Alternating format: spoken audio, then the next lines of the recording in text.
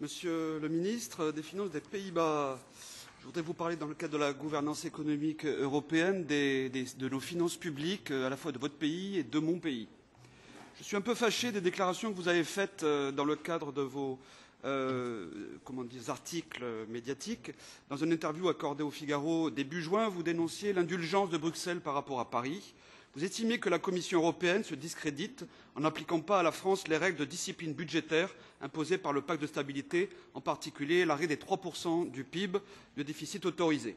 Parallèlement, le fisc français essaye de récupérer jusqu'à 1,6 milliard d'euros chez Google France, accusé de fraude fiscale.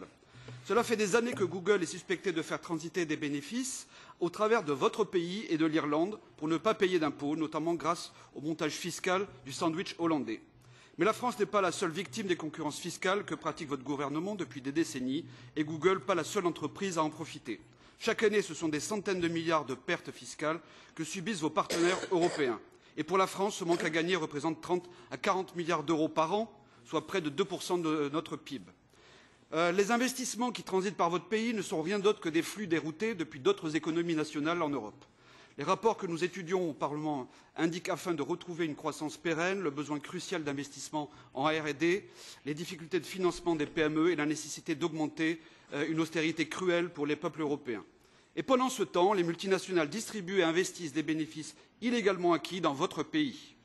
Monsieur le ministre, comment avez-vous l'audace de donner des leçons à la France alors que c'est votre pays et ses gouvernements successifs qui ont participé à l'appauvrissement de nos comptes publics pendant des dizaines d'années? Nous pourrions avoir des finances publiques saines s'il n'y avait pas un manque à gagner fiscal et un détournement des flux financiers.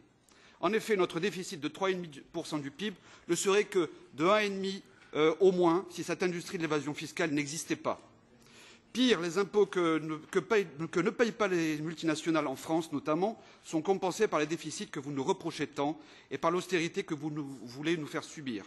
Pour finir, pourriez-vous nous expliquer pourquoi nous devrions écouter les reproches d'un dirigeant politique d'un pays qui sera complice de crimes fiscaux graves? Merci de votre réponse.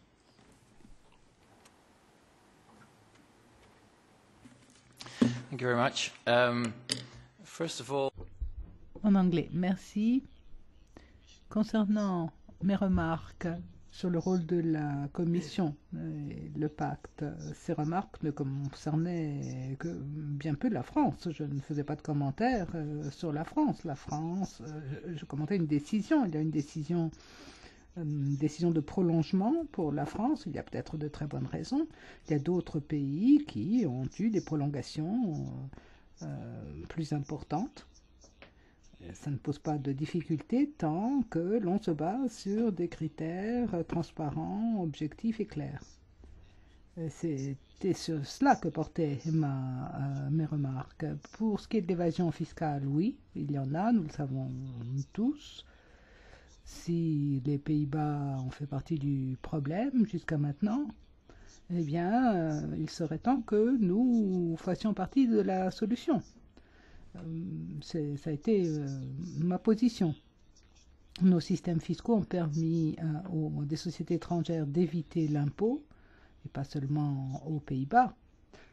Si nous avions eu des règles plus strictes, eh bien, le parcours de ces sociétés aurait été simplement différent. Il faut en tout cas que nous disposions des règles nécessaires et que nous soyons à la pointe de l'effort dans ce domaine. Et nous le ferons, que ce soit dans un pays ou dans un autre. Il y a la boîte à innovation, un système qui attirait les sociétés, beaucoup de sociétés chez nous. Maintenant, nous allons respecter des règles, des normes internationales. Je crois que c'est la seule solution. Il faut des normes internationales qui soient mises en œuvre dans un cadre européen et dans les législations nationales pour mettre un terme à ce phénomène. Et personnellement, je suis très motivée pour aller dans ce sens.